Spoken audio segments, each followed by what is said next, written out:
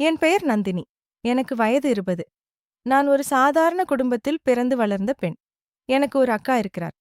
அவருக்கு சில வருடங்களுக்கு முன்பு திருமணம் நடைபெற்றது. என் அக்காவின் கணவர் அரவிந்த். அவருக்கு வயது 29.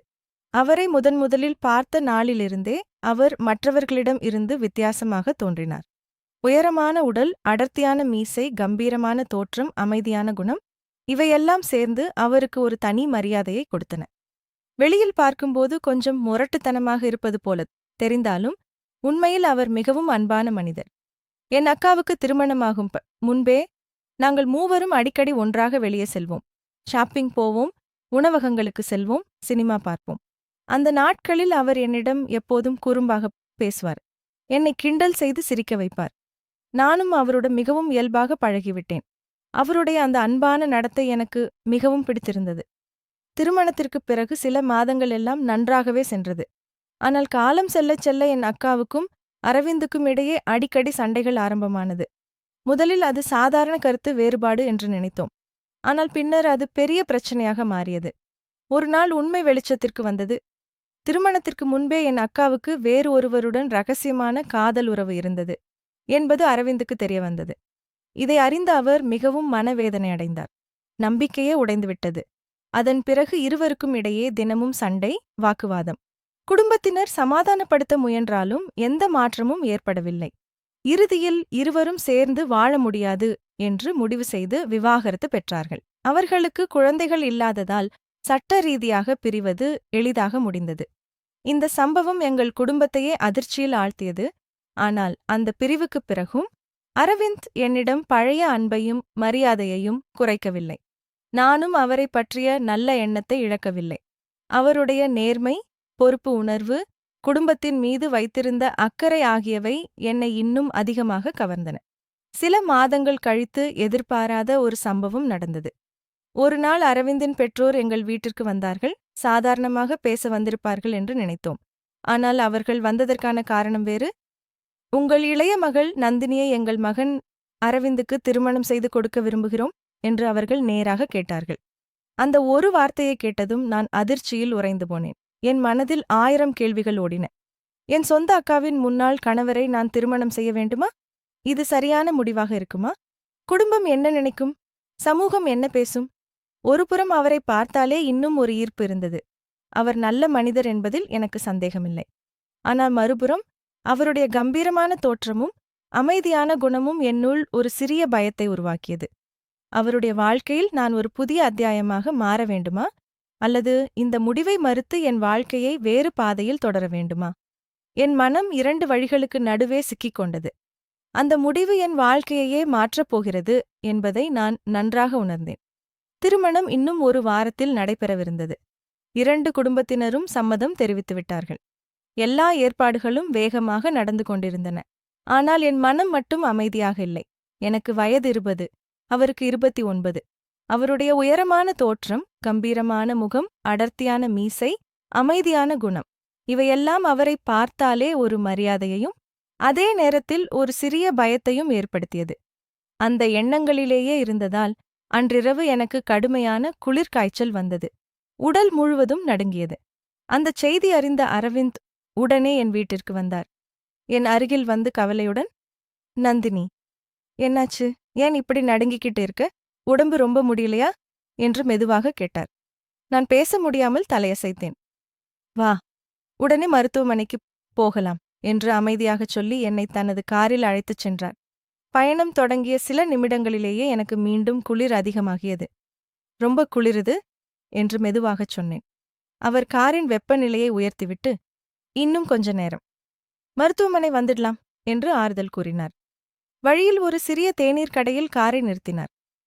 சூடான டீ குடிச்சா கொஞ்சம் நல்லா இருக்கும் என்று சொல்லி எனக்காக ஒரு சூடான டீ வாங்கி வந்தார். அந்த அக்கறை என் மனதைத் தொட்டது.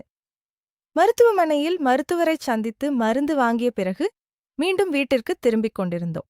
மருந்து எடுத்திருந்தாலும் உடல் இன்னும் சோர்வாக இருந்தது. அதை கவனித்த அவர் மெதுவாக, நந்தினி, நீ சாய்ந்து ஓய்வெடு. தலை சுழல்ற மாதிரி இருந்தா சீட்டில் சாய்ந்து கொஞ்சம் கண்மூடு. வீட்டுக்கு போயிடலாம் என்று அக்கறையுடன் கூறினார். அவருடைய குரலில் இருந்த பாசம் என் மனதில் இருந்த பயத்தை மெதுவாக குறைத்தது. சில நிமிடங்கள் அமைதியாக பயணம் தொடர்ந்தது. பின்னர் அவர் மெதுவாக பேச ஆரம்பித்தார். நந்தினி, ஒரு விஷயம் சொல்லணும். நான் அவரை நோக்கி பார்த்தேன். இந்த கல்யாணம் உன் விருப்பத்தோட தான் நடக்கணும். யாருடைய கட்டாயத்தாலும் இல்ல. சில நொடிகள் அமைதியாக இருந்த அவர் தொடர்ந்து, நீ இன்னும் சின்ன வயசு. நல்லா யோசிச்சு முடிவெடு. உனக்கு விருப்பம் இல்லைன்னா இப்பவே சொல்லிடு. நான் உன்னை ஒருபோதும் கட்டாயப்படுத்த மாட்டேன். அவருடைய வார்த்தைகள் என் மனதை நெகிழச் செய்தன. உன் அக்காவை நான் என்னால முடிஞ்ச அளவுக்கு நல்லா பாத்துக்கிட்டேன். ஆனா அந்த வாழ்க்கை வேற மாதிரி முடிஞ்சது. அதுக்காக யார் மேலயும் எனக்கு கோபம் இல்ல. அவர் ஒரு நிமிடம் அமைதியாக இருந்தார். ஆனா உன்னை எனக்கு ரொம்ப பிடிக்கும், நீ சந்தோஷமா இருக்கணும் என்பதுதான் எங்க ஆசை. அவருடைய கண்களிலிருந்த நேர்மையை பார்த்தபோது என் மனதிலிருந்த எல்லா தயக்கங்களும் மெதுவாக கரைந்தன. உண்மையில் அவரை நான் நீண்ட நாட்களாகவே மதித்தும் விரும்பியும் இருந்தேன். வெட்கத்துடன் சிரித்தபடி மெதுவாகச் சொன்னேன். மாமா, எனக்கும் உங்களை ரொம்ப பிடிக்கும். அந்த ஒரு வார்த்தையை கேட்டதும் அவருடைய முகத்தில் நீண்ட நாட்களுக்குப் பிறகு ஒரு அமைதியான புன்னகை மலர்ந்தது. நன்றி நந்தினி என்று மட்டும் சொன்னார். அந்த நேரத்தில் எனக்கு இருமல் வந்தது. பாரு, பேசாம ஓய்வெடு என்று சிரித்தபடி தண்ணீர் கொடுத்தார். இருவரும் மெதுவாகச் சிரித்துக்கொண்டே வீட்டை நோக்கி பயணித்தோம். வீட்டிற்கு அருகில் வந்தபோது அவர் காரை மெதுவாக நிறுத்தினார். நந்தினி, வந்துட்டோம் என்றார். நான் சிறிது தயக்கத்துடன் அவரை பார்த்தேன். ஒரு விஷயம் சொல்லணும். சொல்லு என்றார். உங்களை பார்த்தாலே எனக்கு கொஞ்சம் பயமா இருக்கும். நீங்க கம்பீரமா இருப்பீங்க. ஆனா என்னிடம் மட்டும் கொஞ்சம் மென்மையா நடந்துக்கோங்க. அவர் சிரித்தார். வெளியில பார்க்கிறவங்களுக்கு நான் கொஞ்சம் கம்பீரமா தெரியலாம். ஆனா மனசு அப்படி இல்லை. உன்னை எப்போதும் மரியாதையோடும் அன்போடும் தான் பார்த்துக்கொள்வேன். இனிமேல் பயப்பட வேண்டாம். அவருடைய அந்த வார்த்தைகள் எனக்கு பெரிய நிம்மதியை கொடுத்தது. நான் மெதுவாக அருகில் சென்று, நீங்கள்தான் இனிமேல் என் வாழ்க்கை. நான் உங்க நம்பிக்கையை ஒருபோதும் காப்பாற்றாமல் விடமாட்டேன் என்று உணர்ச்சியுடன் சொன்னேன். அவர் மெதுவாக என் தோளில் கை வைத்து, நானும் உன்னை நம்புறேன் நந்தினி என்றார். அந்த நொடியில் இருவரின் மனதிலும் இருந்த பயமும் தயக்கமும் மறைந்து புதிய வாழ்க்கையை நம்பிக்கையுடன் தொடங்க வேண்டும் என்ற எண்ணம் மட்டுமே இருந்தது. பிறகு இருவரும் புன்னகையுடன் வீட்டிற்குள் சென்றார்கள். அந்த இரவு அவர்களின் புதிய வாழ்க்கையின் முதல் நம்பிக்கையான நினைவாக மனதில் பதிந்துவிட்டது. திருமணம் இனிதே நிறைவடைந்தது. உறவினர்களின் வாழ்த்துக்களும் ஆசீர்வாதங்களும் மத்தியில் இரவு 9 மணியை தாண்டியிருந்தது. பெரியவர்கள் இருவரையும் மனமாற ஆசீர்வதித்தனர். எப்போதும் சந்தோஷமாக வாழணும் என்ற வாழ்த்துக்களோடு நந்தினியை மணமகன் அறைக்கு அனுப்பி வைத்தார்கள். நந்தினியின் இதயம் வேகமாக துடித்தது. மனதில் இன்னும் ஒரு சிறிய பயம் இருந்தது. ஆனால் அதை முகத்தில் காட்டாமல் மெதுவாக அறைக்குள் நுழைந்தாள். அரவிந்த் வெள்ளை வேஷ்டி, வெள்ளை சட்டையில் அமைதியாக அமர்ந்திருந்தார். அவருடைய கம்பீரமான தோற்றத்தை பார்த்ததும் நந்தினியின் இதயம் மீண்டும் படபடத்தது. மெதுவாக அருகில் சென்று பெரியவர்களிடம் கற்றபடி அவரிடம் ஆசீர்வாதம் பெற்றாள். பிறகு கையில் இருந்த பால் குவளையை அவரிடம் நீட்டினாள். அவர் சிரித்தபடி அதை வாங்கி குடித்தார்.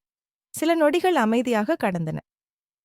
மாமா என்று மெதுவாக அழைத்தாள் நந்தினி. என்ன நந்தினி என்று மென்மையாக கேட்டார். எனக்கு இன்னும் கொஞ்சம் பயமா இருக்கு. அந்த வார்த்தையை கேட்டதும் அரவிந்த் புன்னகைத்தார். நான் உன்னை பயப்பட வைக்க மாட்டேன். நிம்மதியாயிரு.